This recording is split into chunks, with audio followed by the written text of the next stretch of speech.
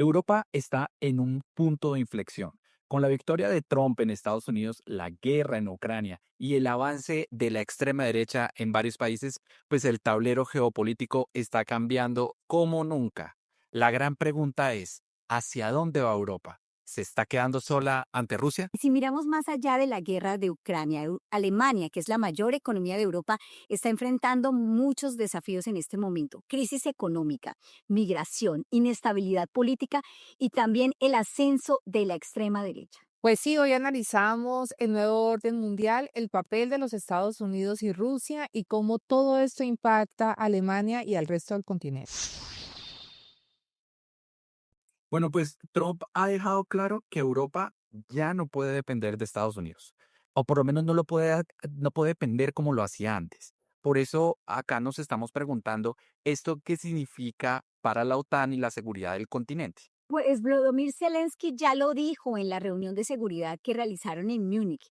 Dijo, se acabaron los tiempos en los que Estados Unidos apoyaba a Europa solo porque siempre lo hacía e incluso estuvo invitando a la creación de un ejército europeo. Y no es la primera vez que lo escuchamos. Macron lleva años hablando de un ejército europeo y la cuestión es si Europa puede realmente construir una fuerza de defensa sin depender de Washington. Es que el panorama es definitivamente preocupante, lo vemos en las noticias todos los días. Trump ya está en conversaciones con Putin, pero además sin incluir a Ucrania ni a los aliados europeos. Básicamente está negociando el futuro de Europa él solo y sin Europa. Exacto, es un regreso a la lógica imperialista del pasado en donde estaba dividido el mundo en esferas básicamente.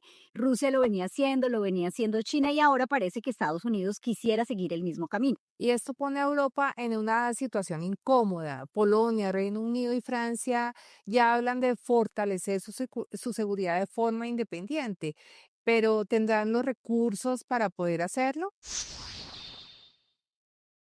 Pues en este momento, si hablamos de Europa, Alemania es clave. No la podemos dejar del tablero. Es la mayor economía del continente y además está en crisis. Lleva 2 años de recesión, las inversiones están cayendo y Trump acaba de anunciar aranceles del 10% contra productos europeos. Y el panorama político no es mejor. En las recientes elecciones, el Partido Conservador de Friedrich Merz obtuvo la mayor votación, seguido de la AfD, y manifestó que hará alianzas con los socialdemócratas y los verdes para gobernar.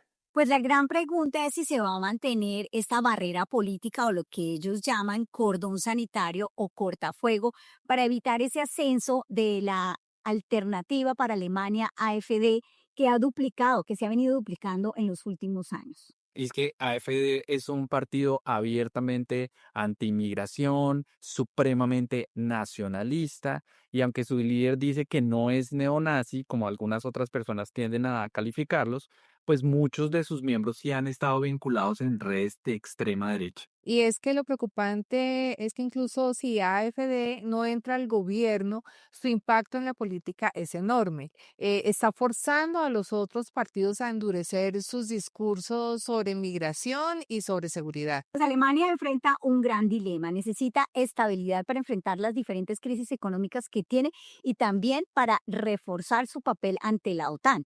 Pero el escenario político de verdad que lo estamos viendo más fragmentado que nunca. Así es. Y mientras Alemania y Europa intentan encontrar su rumbo, pues Trump ya está moviendo sus fichas.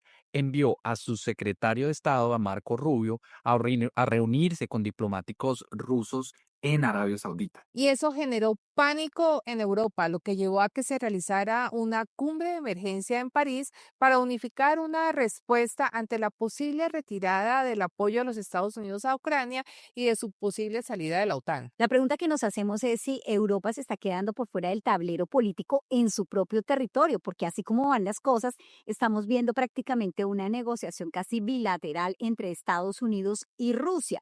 Ahora, como dicen por ahí, si no estás siendo tú invitado a la cena, seguramente el menú eres tú. Sin duda. Y eso es algo que estamos pensando mucho en este momento.